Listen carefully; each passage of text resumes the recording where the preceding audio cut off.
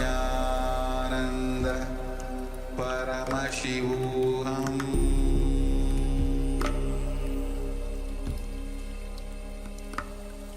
Om Nithyananda Paramashivoham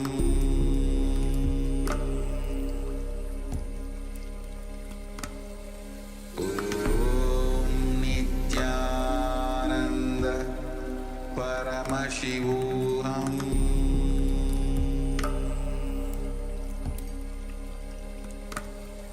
Om Nithyananda Paramashivoham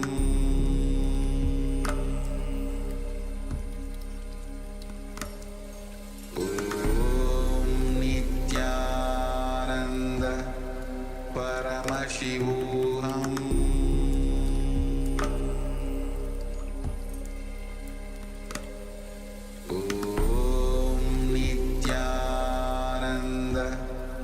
Paramashivoham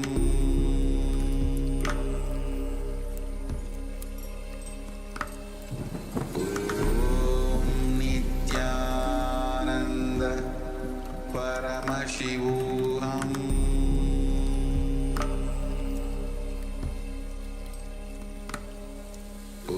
Om Nithyananda Paramashivoham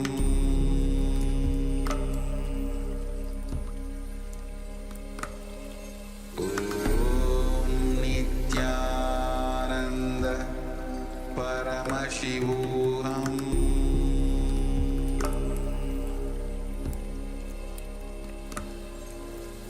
Om Nithyananda Paramashivoham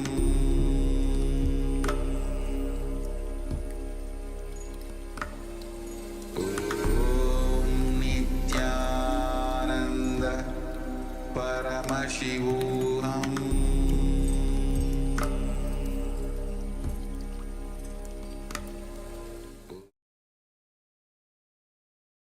Nithyananda, we welcome all the Paramashivoham Level 2 participants to the first session of the day, Nithyananda Yoga. Let us all settle down and get ready for the Nritya Vinyasa Krama, the 308 asana sequence. Prepare your Panchapatram and to journey, a cup with a spoon with some water for the ritualistic cleansing. All the male bodies, please remove your upper cloth and apply vibhuti on the 16 places over your body. Wear the Rudraksha Mala and settle down on the yoga mat with your head, neck and spine in a straight line. Hands in Namaskara Mudra and from your heart center. Close your eyes and visualize Swamiji as you chant the Sadguru Vandavam. Nithyanandam Paramasukadam Kevalam Jnanamurtim Dvandvatitam Gaganasadrisam Tattvamasyaadilaksham Ekam Nityam Vimalamachalam Sarvadhi Sakshibhutam Bhavatitam Trigunarahitam Sarguntam Namami. Next, we are going to chant the Shiva Mula mantra, Om Ham Hum Shivaya Namaha, 11 times. Please follow along internally. Om Atmatattvam Sho Om Ham Haum Shivaya Namaha. Om Ham Haum Shivaya Namaha. Om Ham Haum Shivaya Namaha. Om Ham Haum Shivaya Namaha. Om Ham Haum Shivaya Namaha.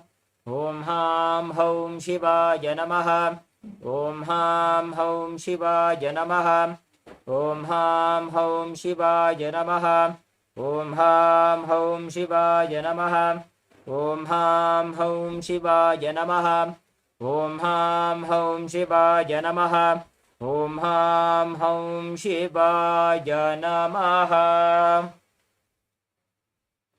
Next up is the Tattva-achanam, the ritualistic cleansing. Now take your Panchapatram and Udani and keep your right hand in the Gokarna Mudra in the shape of a cow's ear.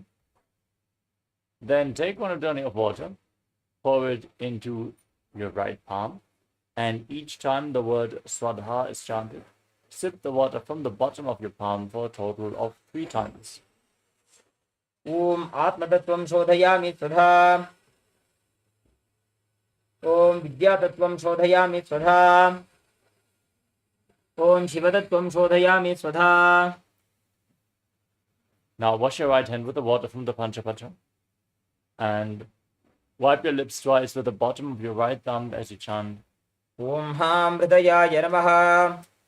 Wash your hand again.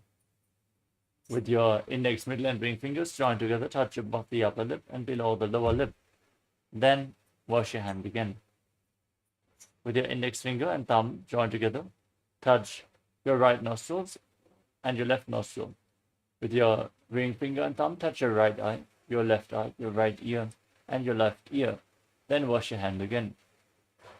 With your little finger and thumb together, touch your navel, your right chest, your left chest, and with the tips of all the fingers joined together, touch the crown of your head, the right shoulder, the left shoulder, and your heart center. Wash your hand once more. Place your right hand on top of the left and place your hands onto your right thigh. Close your eyes and set a sankalpa, a conscious resolution, what you want to manifest in today's ritual of Nithyananda Yoga as we chant the Sankalpa mantra. ॐ ममोपात्त समस्त दुरितक्षयद्वारा भगवत् श्री नित्यानंद परमशिव प्रीत्यर्थम श्री नित्यानंदेश्वरी परमशिव शक्ति समेत श्री नित्यानंदेश्वर परमशिव प्रीत्यर्थम च अद्य पूर्वोक्त एवं गुण विशेषेण विशिष्टायाम् अस्यां शुभतिथौ पूर्ण आरोग्य युक्त दृढ़गात्र यौगिक शरीर सिद्ध्यर्थम परमशिव शक्ति आविष्करणार्थम नित्यानंद योगाभ्यासं करिष्ये. Now wash your hand once more. ओम अप उपस्पृश्य. And then keep your Panchapatram and Udani aside, out of harm's way, so we can safely enter into the ritual of Nithyananda Yoga. Let us briefly cover the components of KAILASA's Nithyananda Yoga.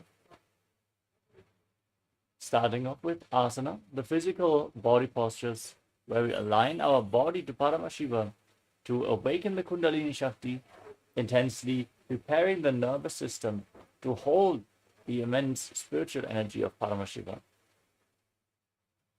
Pranayama, the breathing techniques, infuse prana into the system by controlling the inhalation, retention, and exhalation of the breath, thus aligning your breathing to Paramashiva. Mudras align the nadis, the energy channels within the body, and direct the flow of the prana, awakening the non-mechanical parts of the brain and aligning your intra-organs to Paramashiva, the energy organs which are located between the layers of the body.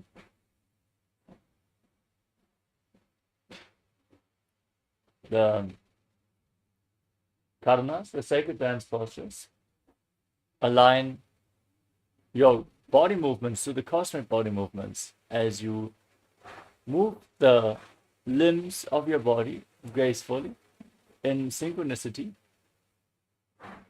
They bring intense awareness to every single part of your body as you contract certain muscles and diaphragms within your body.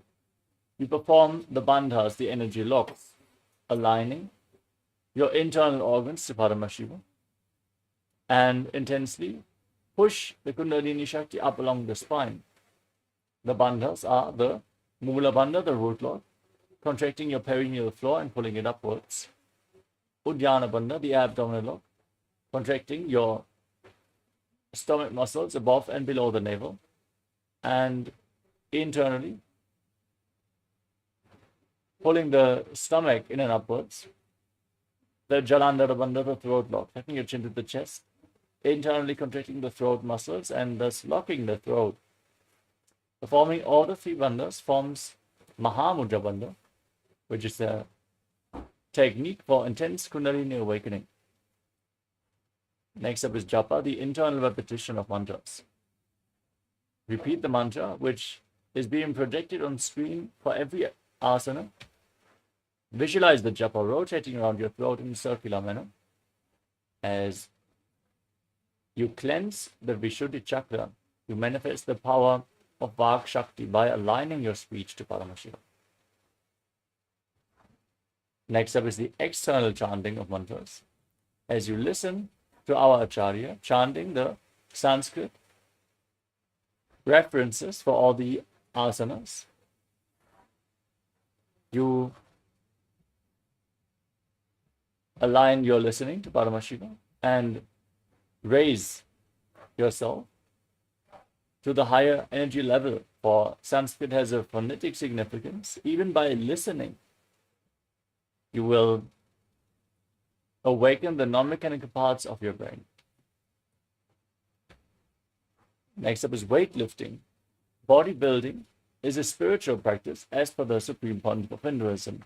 So keep some weights at the side of your mat and implement them into your yoga practice, awakening the Kundalini Shakti even more intensely in the asanas where you hold the weights, and building your nervous system again to hold the spiritual energy of Paramashiva. Next up is mandala. As you can see in the background of our acharyas, we are projecting the sacred Shri Yantra, the visual representation of Devi Paramashiva Shakti herself, the reflection of all the gods and goddesses, the entire cosmos. As you gaze at this sacred yantra intensely, you mirror all the energies of the cosmos into your microcosmos, awakening the cosmic DNA. Wear Rudraksha beads, the abharana, during the yoga practice, as Rudrakshas have the capability of holding onto spiritual energy more intensely than any stone. Make sure you always keep skin contact to the Rudraksha beads. At least wear the Kantamala around your neck with a single energized Rudraksha bead from the Supreme Pontiff of Hinduism. Next up is Aushara, the sacred Siddha medicine, applied on your skin or ingested into your body. They infuse intense prana into your system, capable of healing even chronic diseases. Finally, we have the visualization. As you visualize what is being projected on the screen, hold the visualization intensely, imbibe, embody that visualization. Don't just think of it, be that mountain, that animal, that deity, that tree. Be that visualization. Align your thinking to Paramashiva through the visualization. With this, we have covered all the components of KAILASA's Nithyananda Yoga. So let us get ready to enter into the Dvitiya Vinyasa Krama. Nithyananda, we are on a mission to revive the Enlightenment civilization. If you resonate with our message and want to be part of us, be sure to like, share, and subscribe. And don't forget to click the bell icon.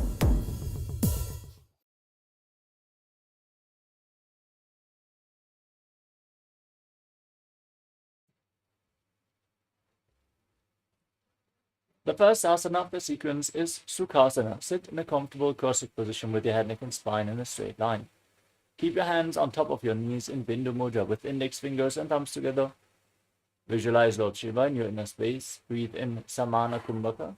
Inhale into your navel region and hold your breath as long as possible. Then exhale fully and again hold your breath as long as possible. Visualize a flame rising up your spine. As you perform all three bandhas, Mahamudra Bandha, the root lock, the abdominal lock, and the throat lock, as you internally chant the japa Soham and Sukhasana. तत्सुखासनमित्युक्तम् अशक्तस्तत्समाचरेत् आसनं विजितं येन जितं तेन जगत्त्रयम्. Next up is Parvadasana. Now place your feet on top of opposite thighs and join your hands in Anjali Mudra. Raise them up above your head with the elbows straight. Engage all the bandhas and visualize yourself as Mount Kailash. अथ वक्षे महादेव पर्वतासनमङ्गलं यत्कृत्वा स्थिररूपी स्यात् षट्चक्रादिविलोपनम्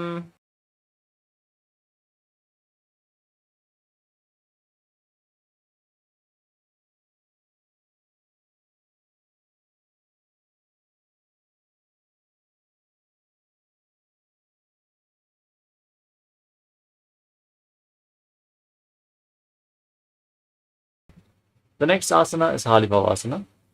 Now join the soles of the feet away from the body. As you interlock your fingers behind your back, lean forward and down, and place your forehead on the ground behind the heels.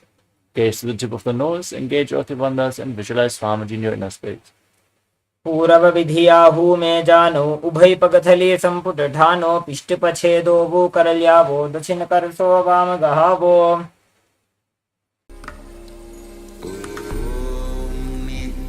Nityanand परमशिवोऽहम्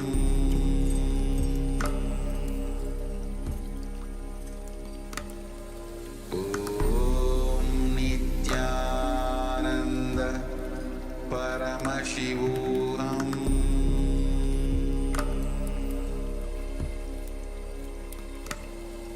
ॐ नित्यानन्द परमशिवोऽहम्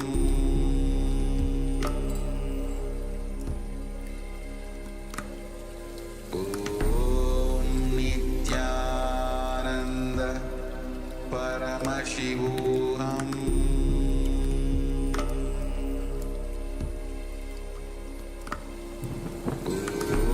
ॐ नित्यानन्द परमशिवोऽहम् Nithyananda. Sorry for the technical glitch. Let us now enter into the next asana of the sequence, Nagi Kavasana. Join the soles of your feet together in front and extend your arms out in front of your feet. Cup the palms as you place your forehead on the ground behind the heels. Gaze to the tip of the nose. Engage Mahamudra Bandha and visualize yourself as a snake.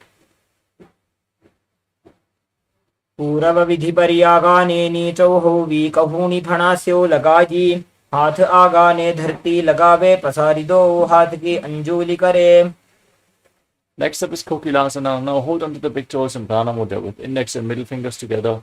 Extend your legs forward and up, and then cross your legs into Padmasana. Lean forward and down onto your elbows, engage all the bandhas and visualize yourself as a bird. अथान्यदासनं वक्षे येन सिद्धो भवे नरः अकस्मात् वायुसञ्चारं कोकिलाख्यासनेन च Next up is Nithyananda. Now place your feet, shake your knees and your ankle. As you hold on to opposite elbows in front of your body, start rotating your arms in a circular motion. Gaze to the tip of the nose and engage all the bandhas. Visualize Swamiji in your inner space in Nithyananda. घोड़ा बाबा पाद की आशमाहिली सोज दछ चरण को बार लोता परिगुल्फ समोज Now place your hands on the ground, shoulder width apart, and raise your hips up. Then scoop your head and chest forward and down again and again.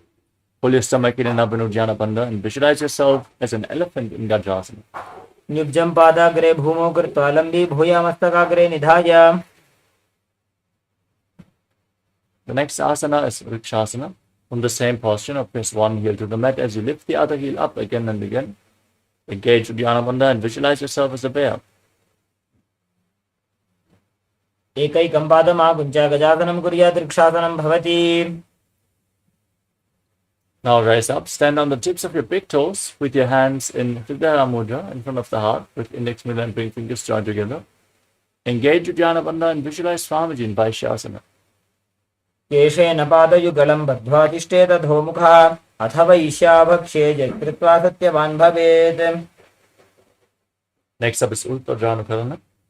From Arimandi posture, heels together, toes pointing outwards and knees bent. Bring your hands to the chest and then raise one knee up along the center of your body and follow along with the respective hand in a circular motion again and again.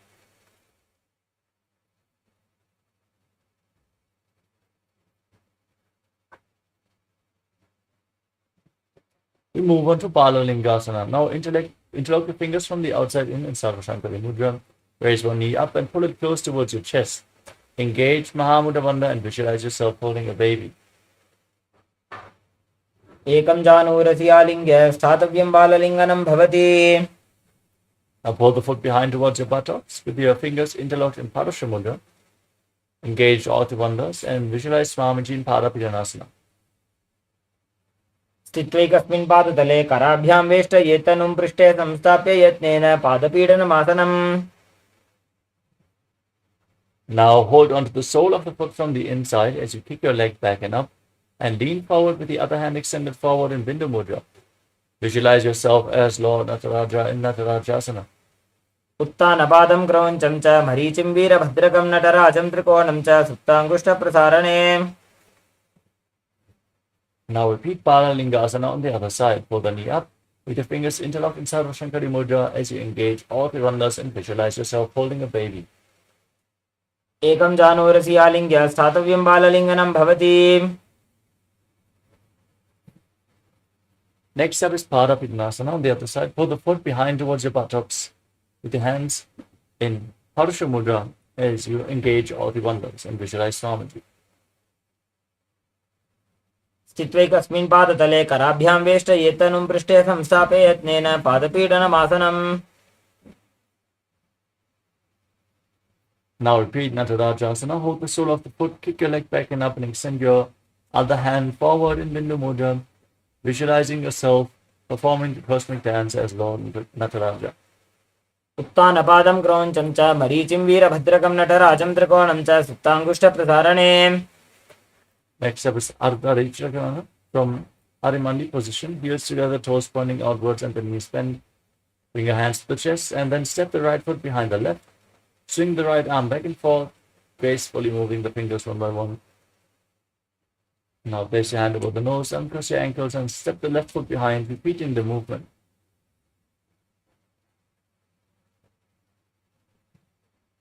Next up is the skeleton dance. Now visualize yourself as a skeleton and shake your body intensely. Hold the visualization of being mere bones and shake your body intensely.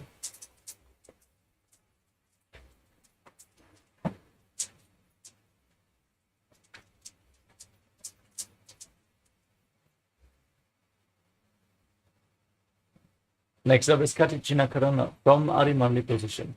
Heels together, toes pointing outwards, knees bend. Cross your arms above your head with the palms facing back. Turn your body to one side, open up your arms, cross them back to the center and repeat the movement as you follow along with your breath in Katichina Karana.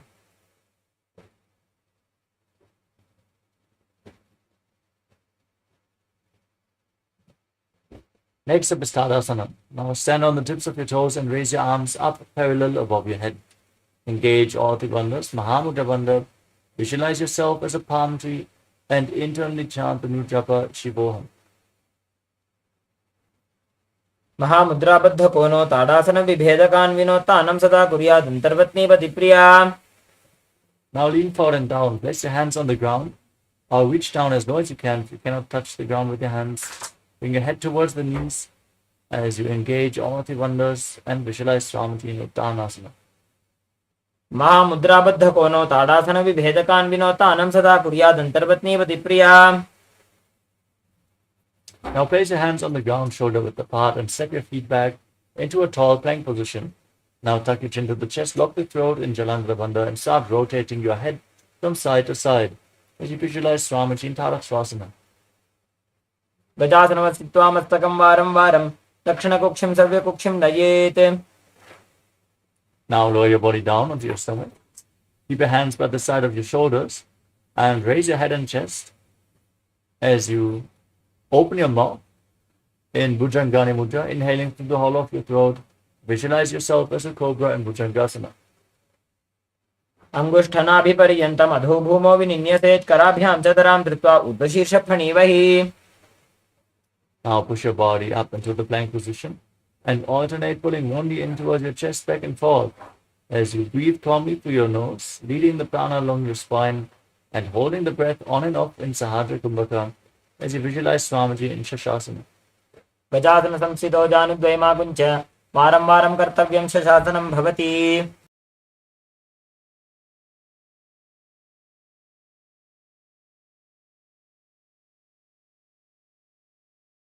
Next up is Rathasana. From the same position, now step one foot in between the two hands. Simultaneously jump the front leg back and bring the back leg to the front again and again as you visualize yourself as a chariot. गजासन संस्थित्वा एकैकं पादं पूर्वमार्गेण भ्रामयित्वा कर्तव्यं रथासनं भवति. Now rise up. Bend the front knee at a 90-degree angle and keep the back toes facing sideways as you raise your arms up parallel above your head. Pull your stomach in and up, gaze to your third eye and visualize yourself as Lord Viravatta in Viravatrasana. वासिष्ठमथ कौण्डिन्यम् ऊर्ध्वकुक्कुटमेव च अष्टावक्रमथोत्थानं मयूरं सेतुबन्धनम्. Exchange the position of your feet. Bend the front knee, raise your arms up parallel, push the head forward as you pull the stomach in and up, gaze to your third eye and visualize yourself as Lord Viravatta in Viravatrasana. वासिष्ठमथ कौण्डिन्यम् ऊर्ध्वकुक्कुटमेव च अष्टावक्रमथोत्थानं मयूरं सेतुबन्धनम्. The next asana is Vrikshasana. Now raise one foot and place it on the inner opposite thigh with the heels against the perineum. Join your hands in Namaskara Mudra, in Anjali Mudra, and raise them up above your head. Pull your stomach in and up in Uddiyana Bandha and visualize yourself as a tree in Vrikshasana. वामोरुमूलदेशे च याम्यं पादं निधायतु तिष्ठेत् वृक्षवद्भूमौ वृक्षासनमिदं विदुः. Now bring the raised foot on top of the opposite hip. Now join your hands in Namaskara Mudra in front of your heart center as you visualize yourself as Lord Garuda in Garudasana. गरुडासनमावक्षे येन ध्यानं स्थिरं भवेत् सर्वदोषाद्विनिर्मुक्तो भवतीह महाबली.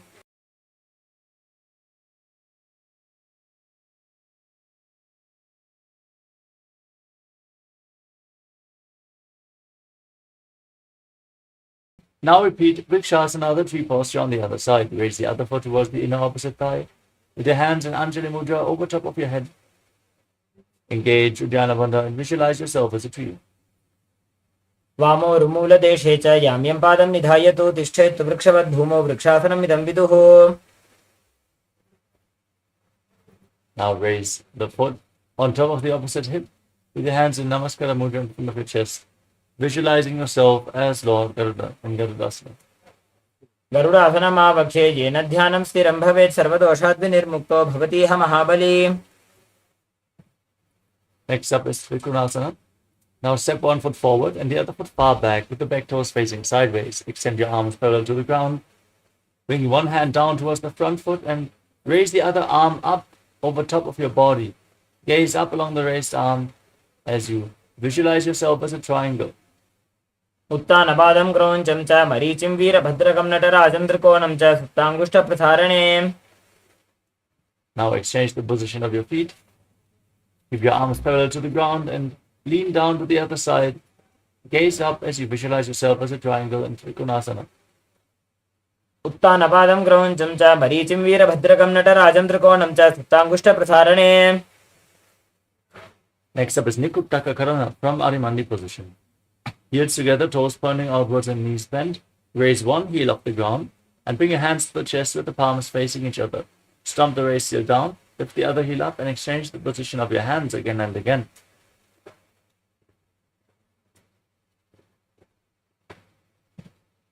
The next asana is Angushthasana. Now squat down.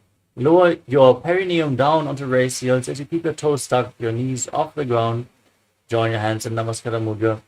Keep your knees together as you visualize Swamiji. Start performing the Brahmari Kumbhaka. On the in and exhalation, buzz like a bee as you internally chant the new japa Sadashivoham. कबन्धासनमित्याहुः गोरक्षासनमेव च अङ्गुष्ठमुष्टिकं ज्ञेयं ब्रह्मप्रासादितं तथा. Now keep your hands at the side and extend one leg forward with the palms facing forward with the fingertips barely touching the ground as you visualize Swamiji in Saurasana. प्रसार्य एकं पादतलं संस्थाप्य त्वेकपादकम्. Now hold on to the big toe of the front foot in Prana Mudra and hold on to the back heel with the other hand as you visualize Swamiji in Vidunanasana. Cubbon गुल्भस्थितो पादमेकं प्रसार्य तत्पादाग्रं संस्पृश्य तत्करेण. Now exchange the position of your feet. Step the other foot forward with the hands at the side, palms facing forward in Vara Mudra. Visualize Swamiji in Saurasana. प्रसारीकं पादतलं संस्थाप्य त्वेकपादकम्.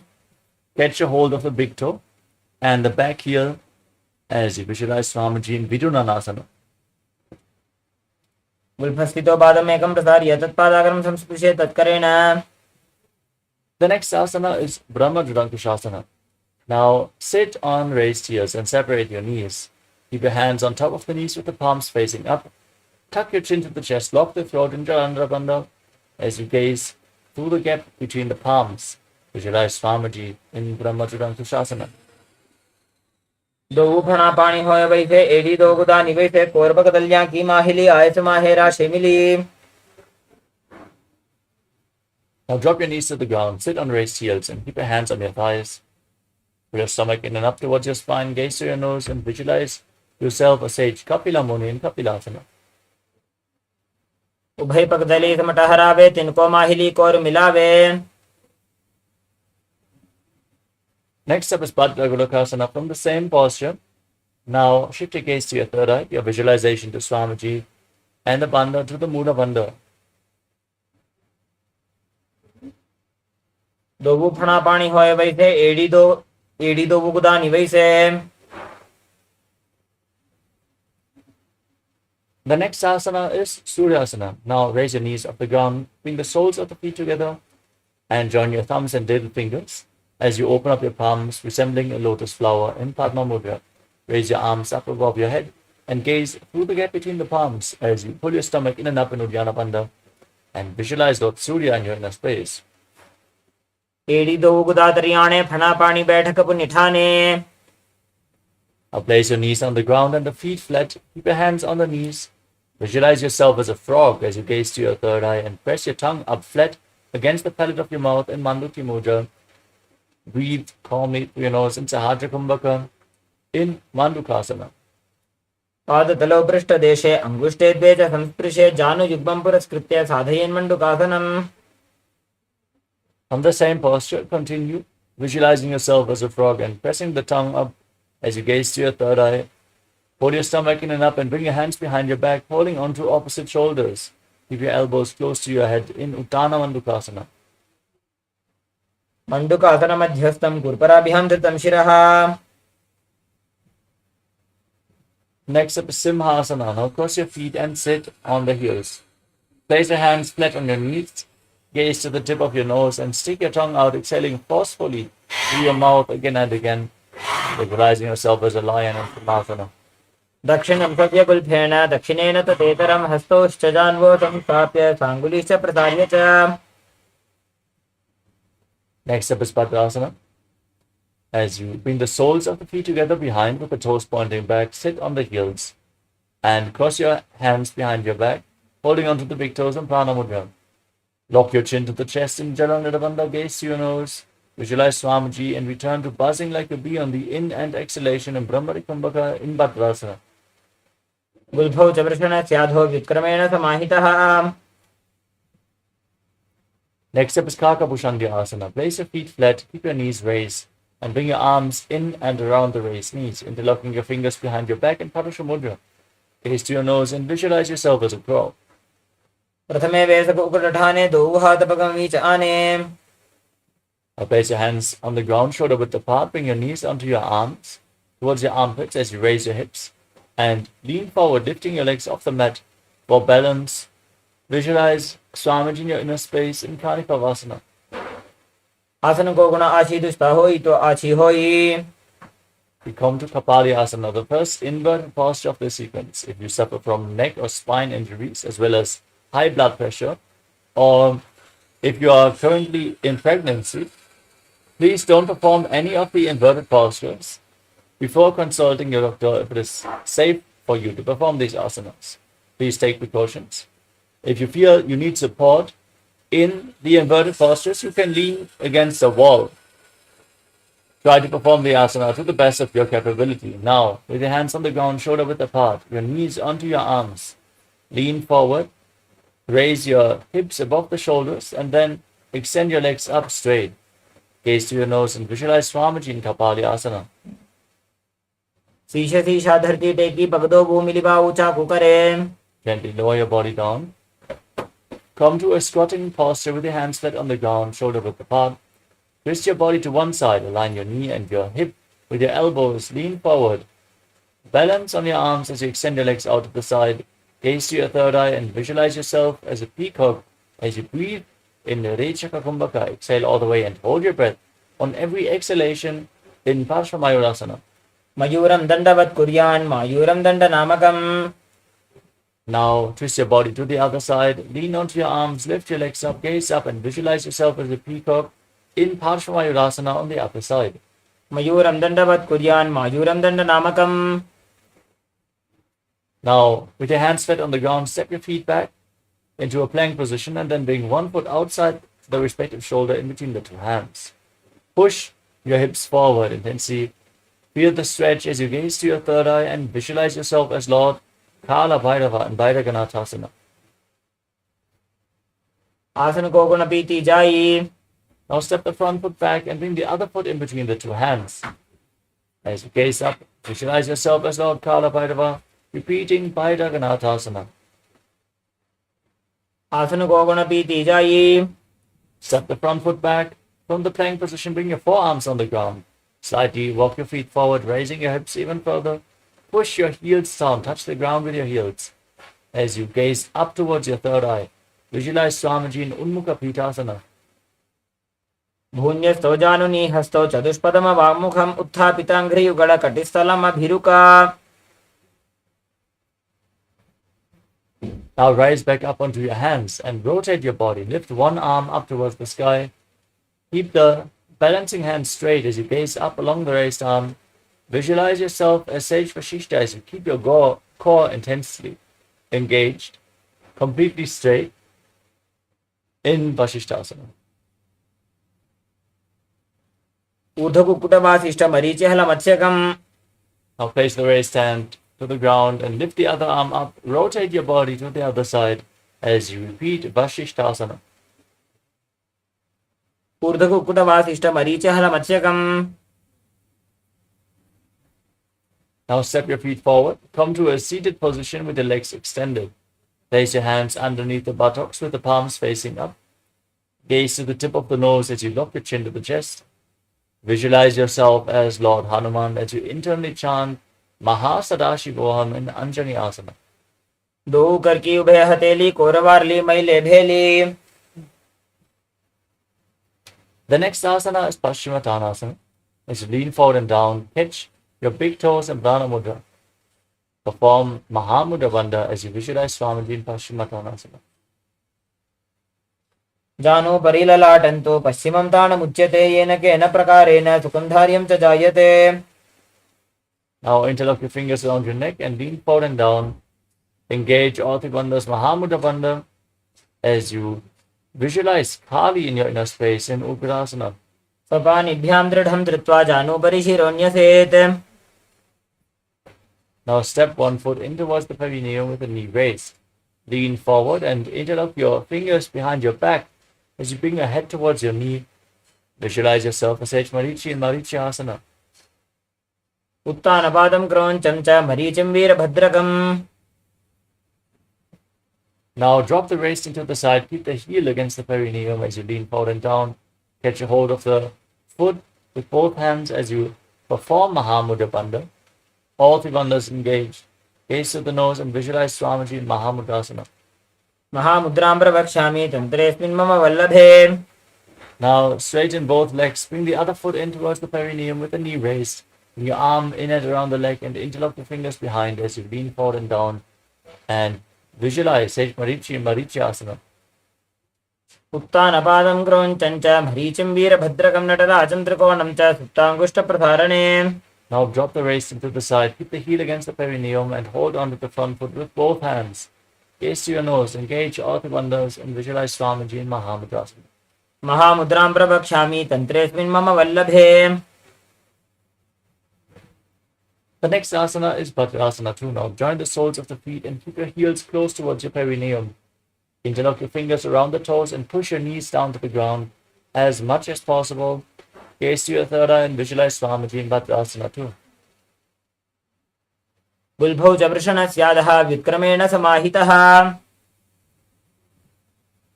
Next up is Balipavasana. Extend your feet away from the body as you place your hands on the respective knees. Tuck your chin to the chest and Jalandhara Bandha. Gaze to the nose and visualize Swamiji in Balipavasana.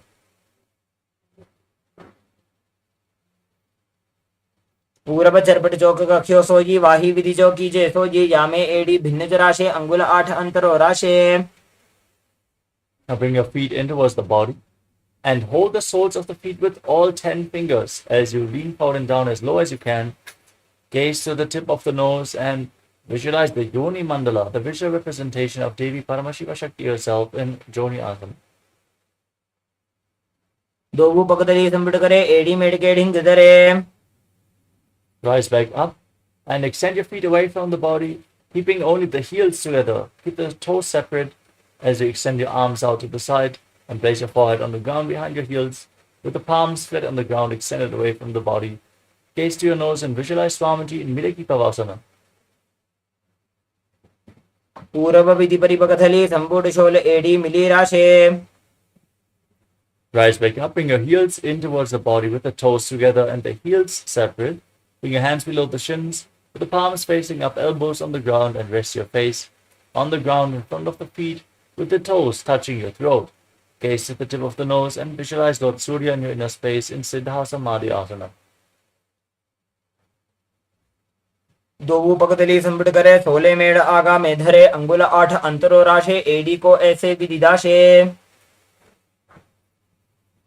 Rise up, keep the heels together and the toes separate as you hold onto your feet and open them up like a book.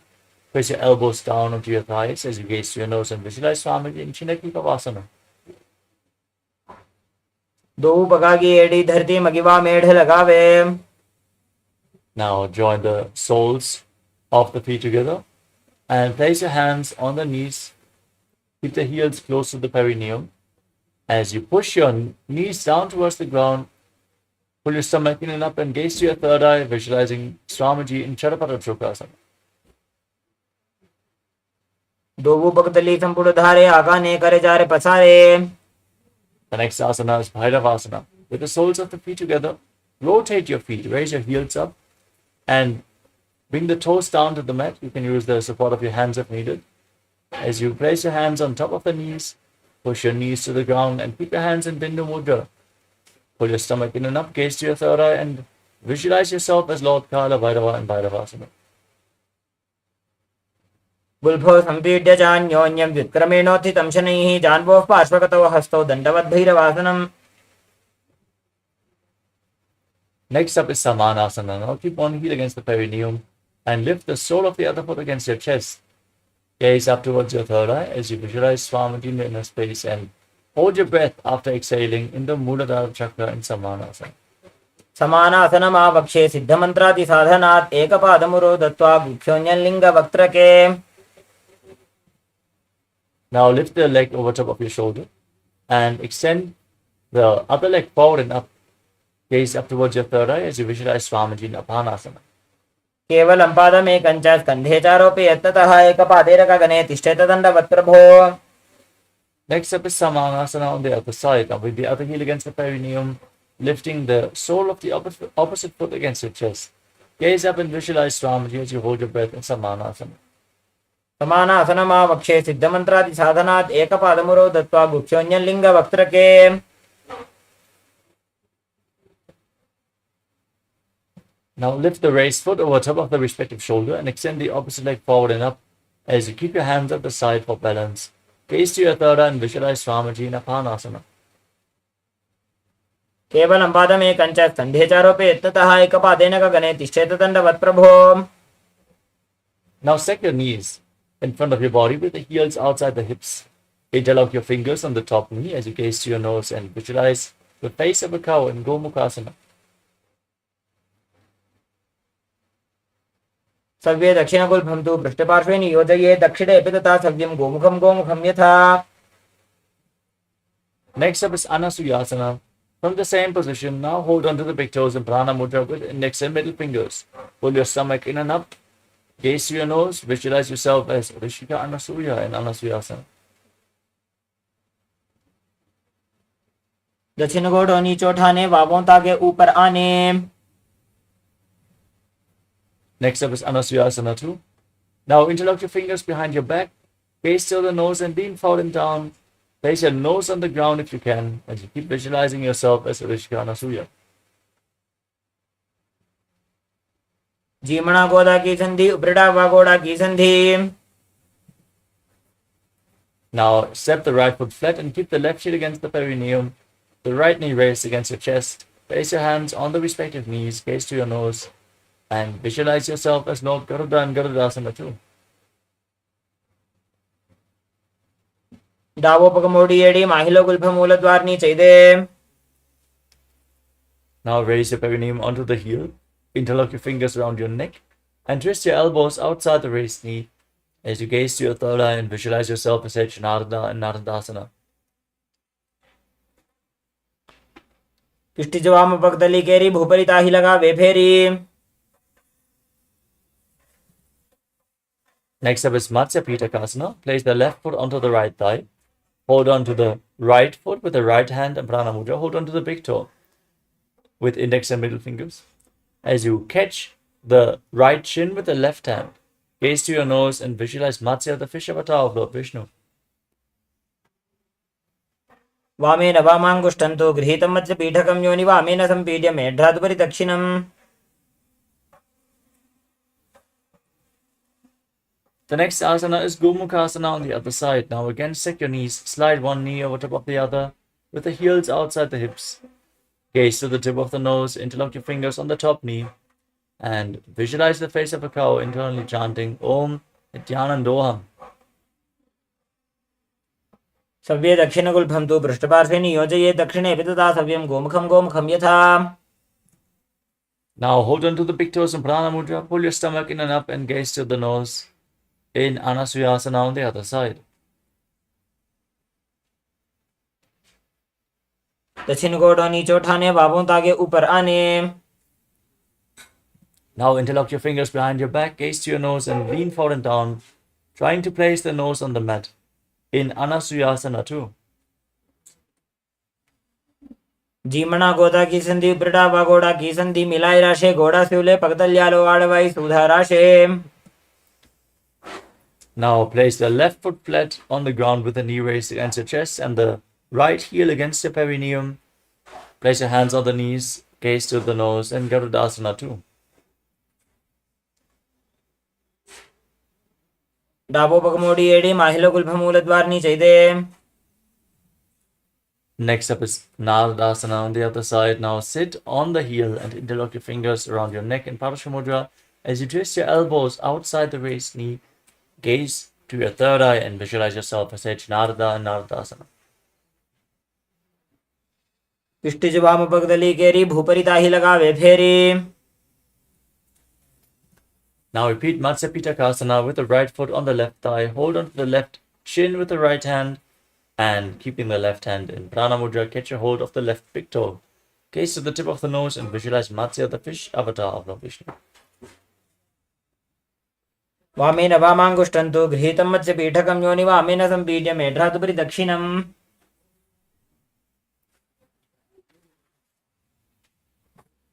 Now extend your legs forward and then place one foot on top of the opposite thigh. Lift the knee and twist the opposite elbow around the raised knee with a hand by the neck, the other hand on the ground behind you. Gaze to your third eye and visualize Sage Matsyendranath, the master of Hatha Yoga and Matsyendasana. उदरं पश्चिमाभासं कृत्वा तिष्ठति यत्नतः नम्राङ्गं वामपादं हि दक्षजानुपरिन्यसेत्. Now extend the front hand down to the foot. Catch a hold of the big toe in Prana Mudra. As you place the other hand on your respective ear, gaze to your third eye and visualize yourself as a camel in Kubasana. आसन को गुण झोलो जाए. Keep holding onto the front foot as you place the hand from your ear down to the ground behind you. Gaze to your third eye and visualize Sage Matsyendranath, the master of Hatha Yoga in Matsyendasana 2. मत्स्येन्द्रपीठं जठर प्रदीप्तिं Prachanda रुक्मण्डल खण्डनास्त्रम्. Now exchange the position of your feet. Place the right foot on the left thigh and raise the left knee. Bring your right elbow around the raised knee with the hand by the neck and place the left hand on the ground behind you. Gaze to your third eye and visualize Sage Matsyendranath, the master of Hatha Yoga, in Matsendrasana. उदरं पश्चिमाभासं कृत्वा तिष्ठति यत्ततः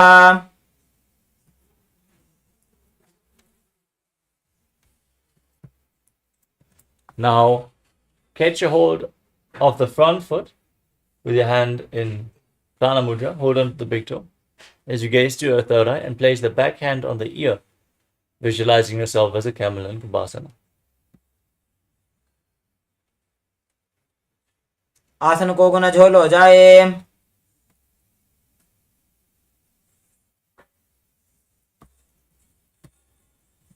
Next up is Matsendrasana 2. Now place the hand on the ground behind you, still holding onto the front foot. Gaze to your third eye. Visualize Sage Matsyendranath, the master of Hatha Yoga, in Matsendrasana 2.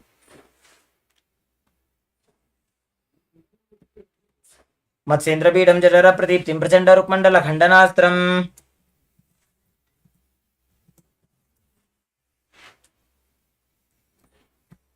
The next asana is Padmasana. Now place your feet on top of opposite thighs. Cross your legs into the lotus posture. Keep your hands on the knees, gaze to your nose. Visualize yourself as Lord Shiva as you press your tongue against the teeth from the back and hiss as you inhale through the mouth. Engage Mahamudra Bandha, all three bandhas, the root lock, the abdominal lock, and your throat lock. Internally chanting Om Nithyananda Mahasadaशिवोहम in Padmasana. आसनं द्विधं प्रोक्तं पद्मं वज्रासनं तथा ऊर्ध्वोरुपरि चेत् धत्ते उभे पादतले यथा Now cross your hands in front and hold onto the big toes in Prana Mudra with index and middle fingers as you gaze to the nose and visualize yourself as Goddess Parvati, the consort of Lord Shiva, in Padmasana 2.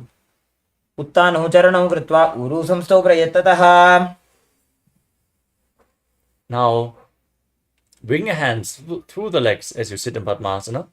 Place your palms on the mat and lift your body off the ground. Keep your arms straight and pull your knees up towards your chest as you breathe in Sahadra Kumbhaka calmly through your nose, visualizing yourself as a rooster in Kukutasana.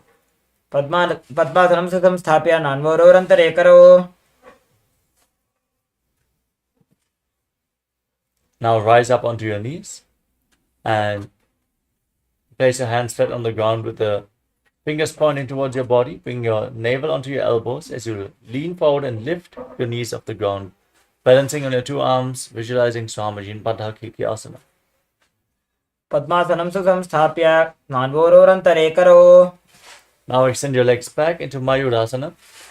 With your elbows bent against your navel, lean forward, find balance and lift your legs up straight, visualizing yourself as a peacock. अथ वक्षे महादेव मयूरासनम् उत्तमम् Now relax, lay down on your stomach. Interlock your fingers around your neck as you bring your forehead to the ground, turning your feet outwards with the heels down on the mat as you visualize yourself as a crocodile in Makarasana. अध्यासुषेते हृदयं निधाय भूमौ च पादौ च प्रसार्यमाणौ शिरश्च धृत्वा करदण्डयुग्मे देहाग्निकारं मकरासनं तत् Now place your hands next to your shoulders and lift your legs off the mat. Keep the knees straight as you visualize yourself as a locust in Shalabhasana. अध्यासुषेते करयुग्मवक्षो भूमिमवष्टभ्य करयोस्तलाभ्याम् Now bend your knees and catch your feet with your hands. As you pull them outside the hip towards the ground, try to touch the mat with your heels. As you visualize yourself as a camel in Ushtrasana. अध्यासुषेते पदयुग्मव्यस्तं पृष्ठे निधायापि धृतं कराभ्याम् Now kick your legs back and up and raise your head and chest. Gaze up towards your third eye as you visualize yourself as Pinaka, Lord Shiva's bow in Dhanurasana. प्रसार्य पादौ भुजदण्डरूपौ करौ च पृष्ठे धृतपादयुग्मम् Come to a kneeling posture.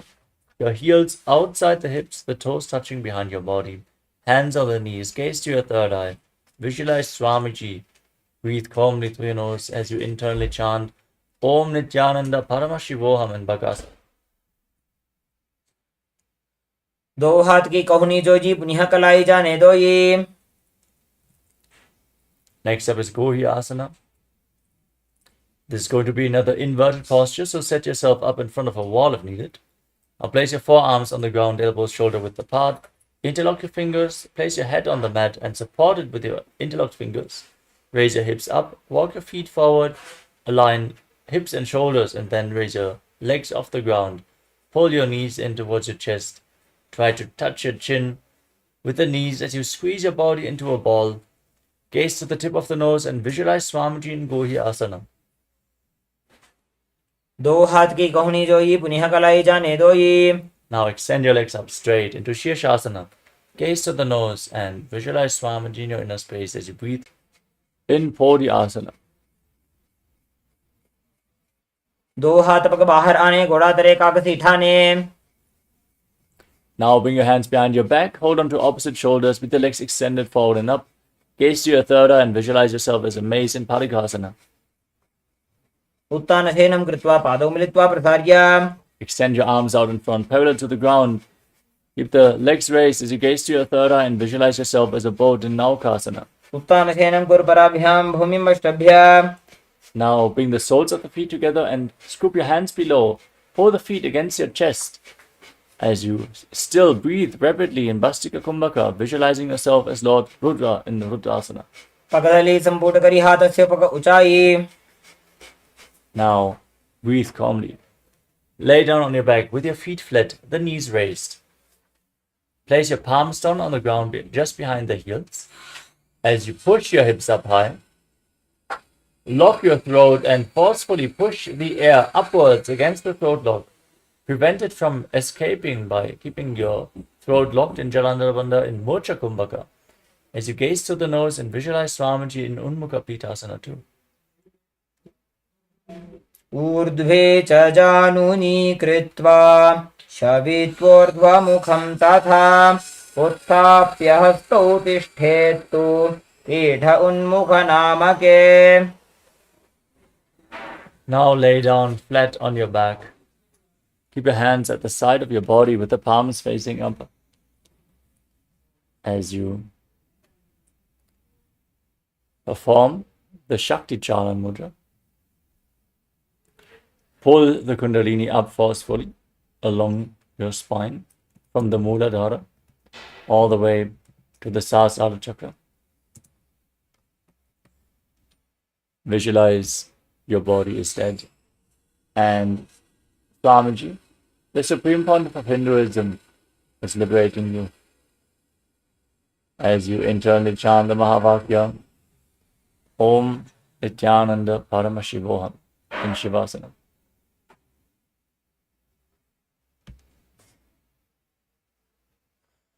उत्तानं शववद्भूमौ शयनं तु शवासनं. शवासनं शान्तिहरं चित्तविश्रान्तिकारकम्.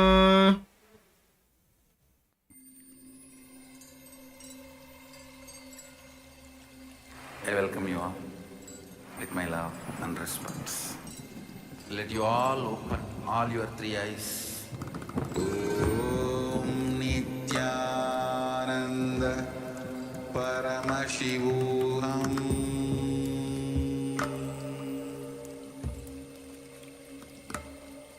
Om Nithyananda Paramashivoham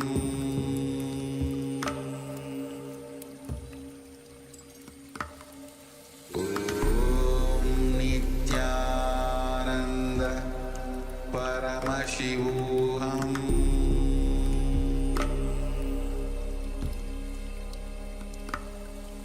Om Nithyananda Paramashivoham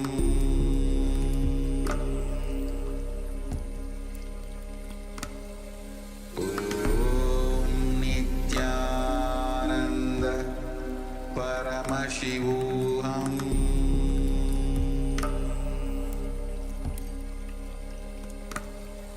Om Nithyananda Paramashivoham